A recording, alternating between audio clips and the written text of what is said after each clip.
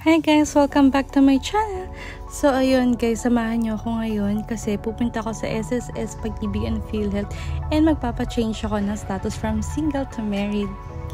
So ayun nga guys, dito pa siya sa dulo ng SM Aura. 7th floor yung SSS dito. So samahan nyo ako!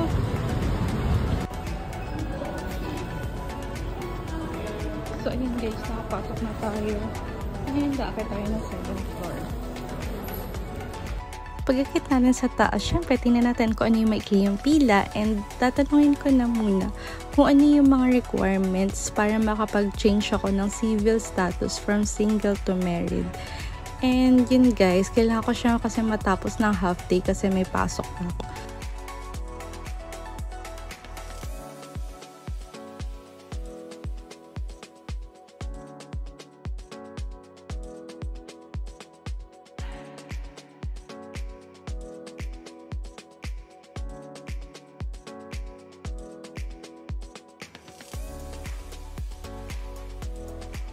Pag pumunta kayo na SSS, check nyo muna yung number coding scheme para alam nyo kung anong araw kayo pupunta based on sa last number ng SSS ID nyo.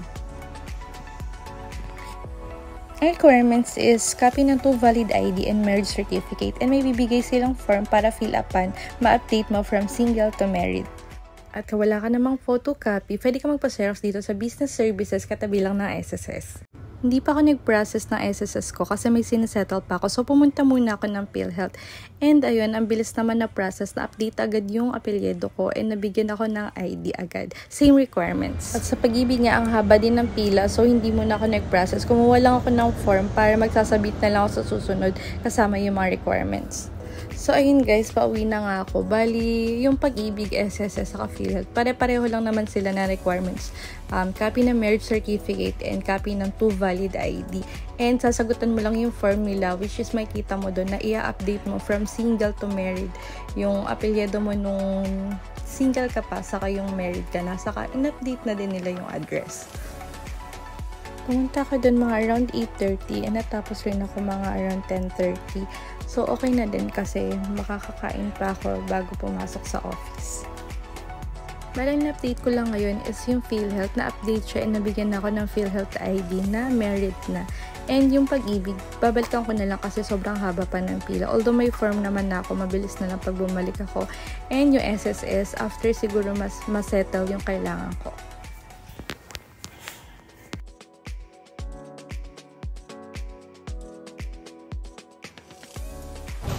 Hey guys, so ayun, kakain na muna ako kasi papasok ako ng 12:30 and para pagdating ko busog na. Cute!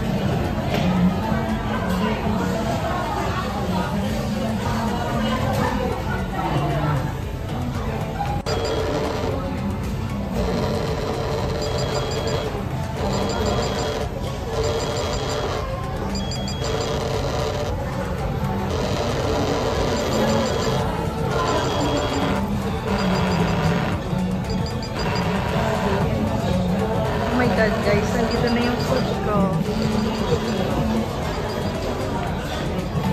Love it!